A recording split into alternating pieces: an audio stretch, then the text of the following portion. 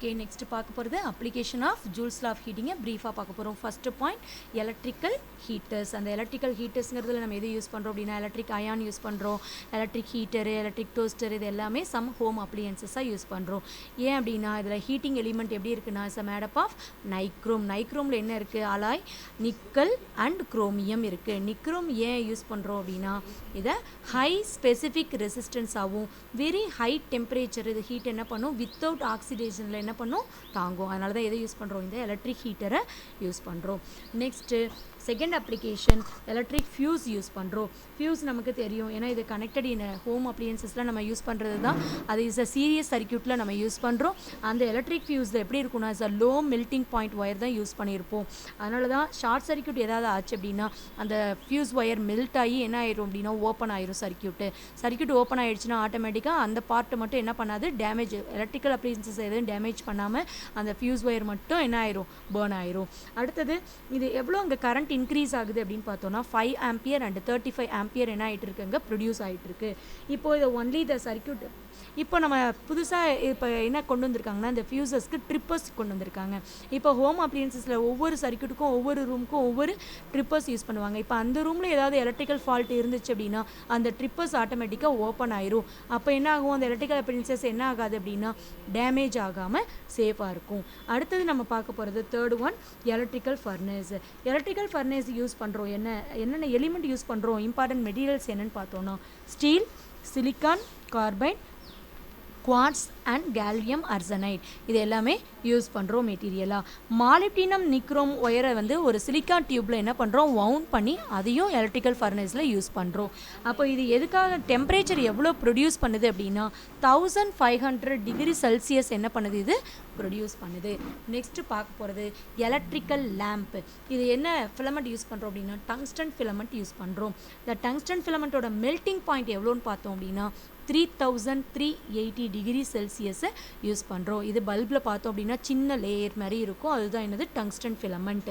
இது எவ்வளோ எலக்ட்ரிசிட்டியில் நம்ம யூஸ் பண்ணுறோம்னா 5% ஆஃப் எலக்ட்ரிக்கல் எனர்ஜி என்ன ஆகுது அப்படின்னா is converted into light and race. அது மீதி இருக்கிறதெல்லாம் வேஸ்ட்டாக ஹீட் எனர்ஜி என்ன பண்ணிகிட்டே இருக்குது ப்ரொடியூஸ் பண்ணிக்கிட்டே இருக்குது. அப்போ இது எங்கெங்கே யூஸ் பண்ணுறோம்?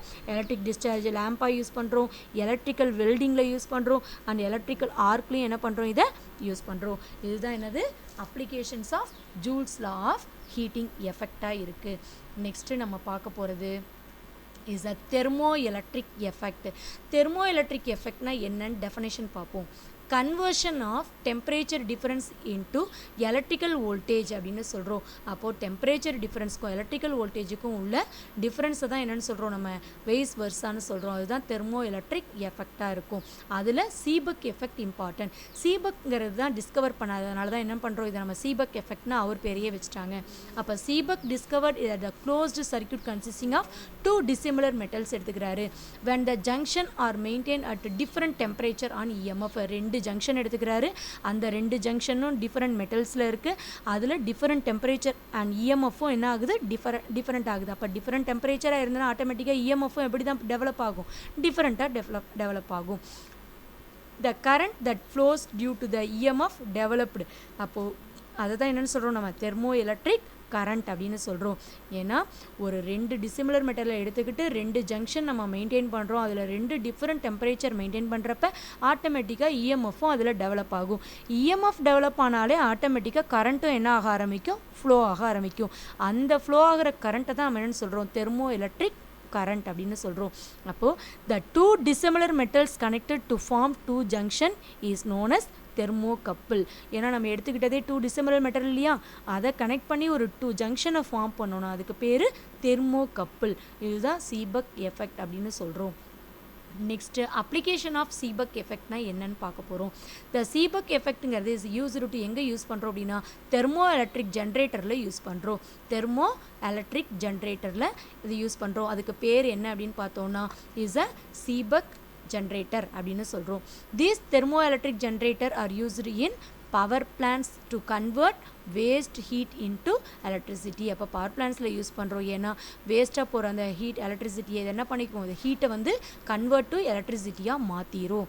அப்போது திஸ் செகண்ட் பாயிண்ட் எடுத்துக்கிட்டோம் அப்படின்னா, this effect is utilised in the automobile as automotive thermoelectric generators for increasing fuel efficiency. Automobile என்ஜின்ஸில் யூஸ் பண்ணுறோம், ஏன்னா அங்கே ஆட்டோமொபைல் எலக்ட்ரிக் தெர்மோ எலக்ட்ரிக் ஜென்ரேட்டரில் அதனுடைய ஃபியூயல் எஃபிஷியன்சியை இன்க்ரீஸ் பண்ணுறதுக்கு இந்த சீபக் எஃபெக்டை யூஸ் பண்ணுறாங்க. Third point, the Seebeck effect is used for thermocouples maximum use பண்ணுறோம், ஏன்னா thermopiles to measure the temperature difference between two object. ஒரு ரெண்டு ஆப்ஜெக்ட் டிஃப்ரெண்ட் ஆப்ஜெக்ட் இருக்குது அப்படின்னா அதனுடைய டெம்பரேச்சர் டிஃப்ரென்ஸை மெஷர் பண்ணுறதுக்கு தான் இந்த தெர்மோபைல்ஸ் யூஸ் ஆகுது.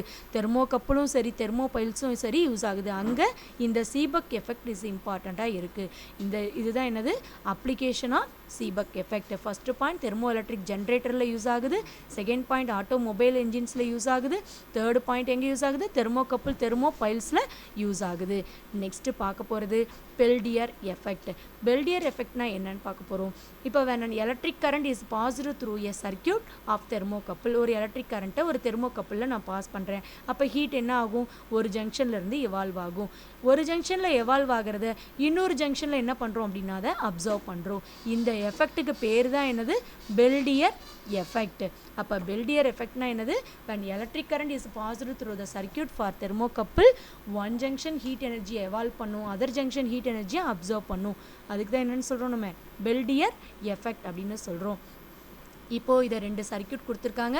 அந்த ரெண்டு சர்க்கியூட்டில் நம்ம இதை என்ன பண்ணுறோம், காப்பரும் ஃபெரஸும் எடுத்துக்கிறோம். காப்பர் ஃபெரஸ்ங்கிறது தெர்மோகப்பிளாக இருந்துச்சுன்னா அதை ஜங்ஷன் ஏ அண்ட் பின்னு எடுத்துக்கிறோம். அது ரெண்டுமே மெயின்டைன் சேம் டெம்பரேச்சரில் மெயின்டைன் ஆகுது.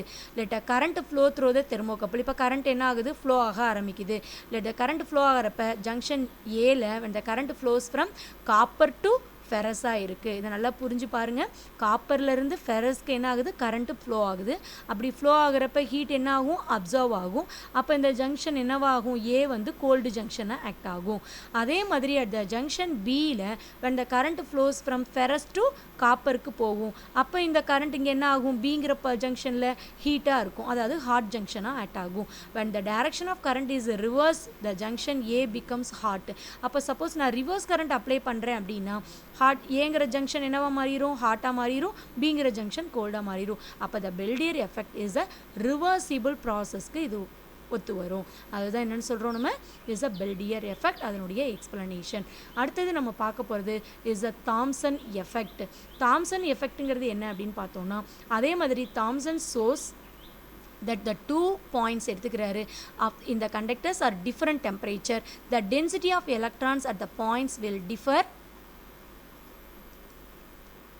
The Thomson shows that if the 2 points in the conductors are different temperatures, the density of the electrons at these points will differ, and as a result the potential difference is created between these points. This is known as Thomson effect. Thomson effect என்ன சொல்றாங்கன்னா, ரெண்டு density of electrons இருக்கக்கூடிய ரெண்டு different temperatures இருக்கக்கூடிய ஜங்ஷனை எடுத்துக்கிட்டு அதில் நம்ம எப்படி ஹீட் ப்ரொடியூஸ் பண்ணுறோம், ஒரு ஜங்ஷன் எப்படி ஹாட்டாக இருந்துச்சுன்னா இன்னொரு ஜங்ஷன் எப்படி கூல்டாக இருக்குது, அப்போ ஹீட்டை எது எவால்வ் பண்ணுதோ அது அடுத்த ஜங்ஷன் என்ன பண்ணும், ஹீட்டை அப்சர்வ் பண்ணும். இதுவும் தாம்சன் எஃபெக்ட்னு சொல்கிறாங்க. Thomson effect is also reversible ப்ராசஸாக இருக்கும். அப்போ if the current pass through the, இப்போ காப்பர் பார் எடுத்துக்கிறேன், அப்போ காப்பர் பார் ஏபிங்கிறது என்ன ஆகுது, ஹீட் ஆகுது. அந்த மிட் பாயிண்ட் சி, அந்த மிட் பாயிண்ட் சி வந்து எப்படி இருக்கும், ஸோ ஹையர் பொட்டன்ஷியலில் மெயின்டைன் ஆகிட்டே இருக்கும். This indicates the heat is என்ன ஆகுது, அப்சர்வ்ட் அலாங் ஏசி. அதனால தான் ஹீட் ஏசிங்கிறது எப்படி இருக்குன்னா அப்சர்வ்டு ஜங்ஷனாக இருக்குது. அப்படி அப்சர்வாக இருக்கிறப்ப அடுத்தது பார்த்தோம் அப்படின்னா ஹீட் என்ன பண்ணும், சைமல்டேனியஸாக ட்ரான்ஸ்ஃபர் பண்ணும். அப்போது thus the heat is transferred in the direction of current. This is called positive Thomson effect.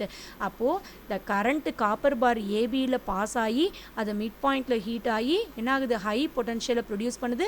அப்போ ஹீட் அங்கே என்ன ஆகுது, அப்சர்வ் ஆகுது. அப்படி அப்சர்வ் ஆகுறப்ப அலாங் என்ன ஆகுது, ஏசிங்கிறது இஸ் அ ஹாட் ஜங்ஷனாக இருக்குது, அது என்ன பண்ணுது, ஹீட்டை ட்ரான்ஸ்ஃபர் பண்ணுது. அப்போ அதை என்னென்னு சொல்கிறோம், நம்ம பாசிட்டிவ் தாம்சன் எஃபெக்ட்னு சொல்கிறோம். அதுதான் என்னென்னு சொல்கிறோம், எக்ஸாம்பிள் ஏஜி இசட்என் அண்ட் சிடின்னு சொல்கிறோம்.